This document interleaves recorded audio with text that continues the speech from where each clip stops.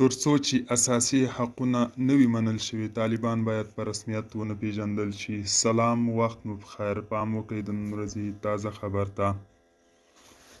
په افغانستان کې د ملګرو ملتونو د ماموریت یونما مشر روزا د ملګرو ملتونو په امنیت شورا غونډه کې د افغانستان د وضعیت په اړه د خپل راپور په وړاندې کولو سره وویل چې افغان میرمنو د خفګان زیاتېدونکې کچه دا په ډاګه کوي چې دوی نه یوازې له زده کړو بې برخې دي او پر سفرونو یې محدودیتونه لګېدلي، بلکې په افغانستان کې ښځې په خپلو کورونو کې هم د کم احترام احساس کوي او په تصمیم نیولو کې لږ ګډون کوي.